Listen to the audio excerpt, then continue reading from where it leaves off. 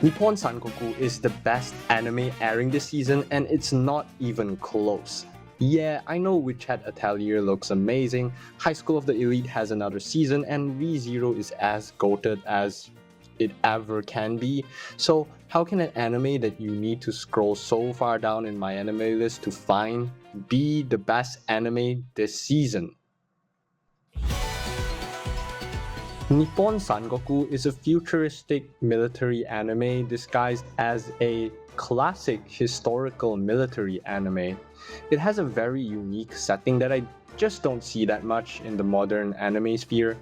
Post-apocalyptic Japan. In the near future, Japan was hit by the effects of a nuclear war around the world, resulting in an influx of refugees, followed by a deadly virus and a devastating earthquake, while the country was mismanaged with those in power levying heavy taxes, leading to famine. Eventually, the people began to revolt, which overthrew the government. Now the country is split into three warring states, while civilization and technology has regressed to that of the level of the Meiji era. The setting on its own is already conceptually interesting. Imagine a Fallout Japan that has suit-wearing samurais going at each other with swords and rifles, fighting in abandoned structures lost to time. But what elevates this anime in my eyes to the point of potentially being the best anime this year is the execution. Elephant in the room, I feel like I should talk about the art style of this anime.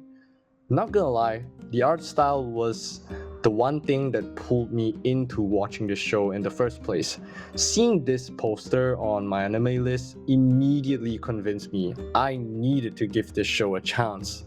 And it did not disappoint. But the thing is, I know a lot of people will see this unconventional art style and think, yeah, this isn't for me. It's probably the reason why this anime isn't as popular as it should be, which is really a shame because the art style is just so goddamn beautiful.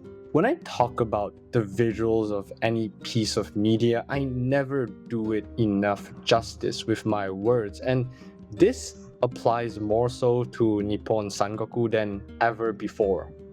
I mean, just go watch its trailer or its opening. It's so detailed that you can literally see the tufts of hair on this guy's chin.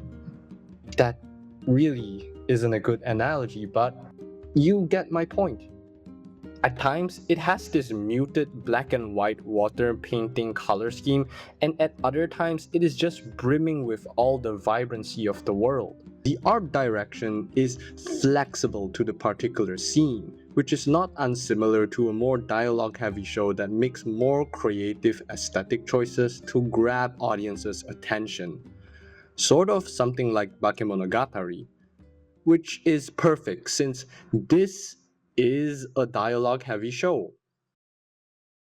The whole first episode is run on this sort of black and white, ashy and ink like palette.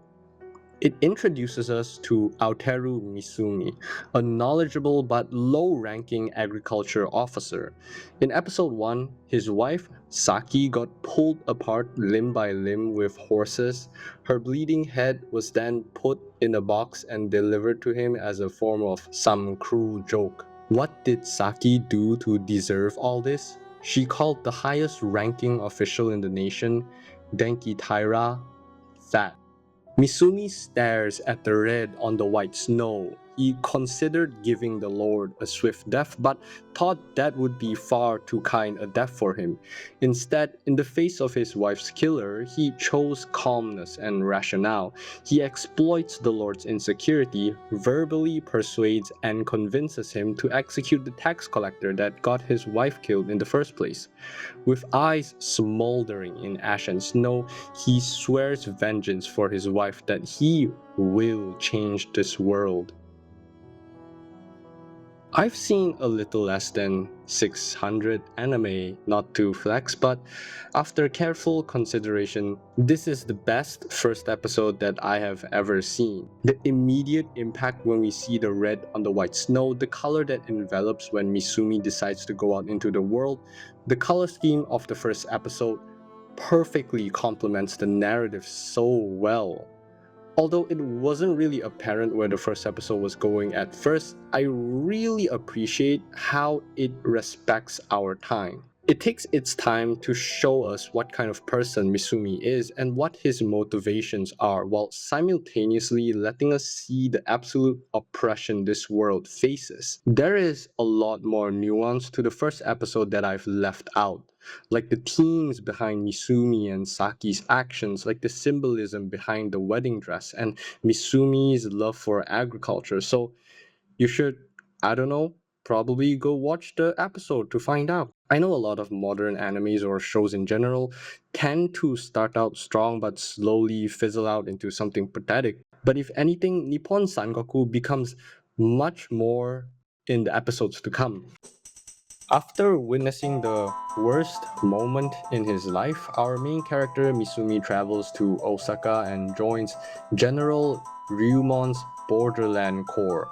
Ryumon is basically Levi but an bald old man, and the Borderland Corps is just the scouts in Attack on Titan. It's around now that we start to get a bigger picture of what the premise of the anime is about. Our main character's country of Yamato invades and is invaded by the other two countries, Sei and Buo. Yamato is commanded by a figurehead monarch controlled by the corrupt Taira clan, while Ryumon's faction is basically the sole saving grace of Yamato. The thing about shows that have political and military aspects is that it's insanely hard to write. Number one, it's hard to make smart characters feel smart in a realistic way, and number two, it's hard to have the characters retain their agency over their goals and motivations in their own factions. The narrative doesn't have either problem. We perceive Aoteru to be smart because he produces agricultural reforms that solve Yamato's military's logistics. Yet all of that is still thrown out of the window thanks to Taira Denki's incompetence, falling for the enemy's traps over and over again. As a history enjoyer that has watched Oversimplified's Punic War video more than once, I really appreciate how closely it portrays war to our history. The characters accurately uses a lot of military tactics and concepts like the logistics of running an army, or the one time they reference Julius Caesar and Napoleon. Something I haven't seen explored a lot in shows that involve war is politics actively hindering their own side. And yes, that is a very common thing that happens. Yeah, sometimes war can just start because some greedy, egotistical asshole that's calling the shots just felt like it. Yeah, sometimes they can widely underestimate the enemy by sending all their troops into hostile territory with no plan at all. Although I still like Kingdom as a war manga overall, it just doesn't delve that into the politics, unlike in Nippon Sangoku. Like, I reference Kingdom because it's the best war manga of all time. It's amazing. You should read it. Yeah, I say manga because there are a few things that I dislike about the Kingdom anime. One, everyone moves like a cardboard cutout, and two, I just don't think the hype moments in the anime can make you feel the same way as in the manga. The Kingdom anime is just an okay adaptation of the masterpiece that is the manga. Even as a Kingdom anime hater, I really can't say the anime is even any bad. I mean, just staying faithful to the manga alone makes it so much more than it actually is. So imagine a new war anime comes out and it has a good source material, it looks like this, and has one of the best composers in the industry making its soundtrack. That is Nippon Sangoku. It isn't just another adaptation, it is an adaptation that actively elevates the source material. So before I end this, I have one more scene in episode 6 that I really want to talk about.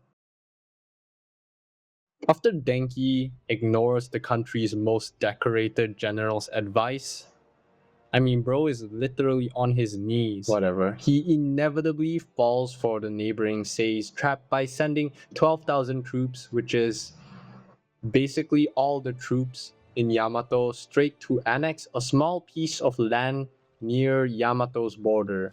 Sei then launches its own invasion into the now near defenseless Yamato.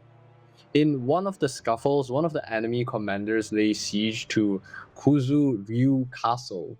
With the 12,000 troops outstationed, the castle is outnumbered as it is. To make things even worse, the Castellan is aligned to Ryumon's faction. In order to prevent Denki from increasing his authority, the Castellan can't request reinforcements from the capital, so to break the siege, the Yamato forces rode out to meet Sei's forces on the field. The Castellan delivers a goddamn unexpected aura plus 100 speech and charges straight into the enemy to buy Ryumon and the others some time to return back to Yamato. This scene wasn't particularly important to the overall narrative of the show, yet there was just something so special about it. There was no fight scene, but the unexpected speech from the Castellan, the music, the goddamn music, the scene itself reminded me of Erwin's charge all the way back in 2019. And yeah, that was the tipping point of me deciding to make this video in the first place. So hopefully I've convinced even one of you to go watch it. Even one more person watching it means it will increase the probability of this getting another season. So please watch it. I need season 2 of this. Thank you.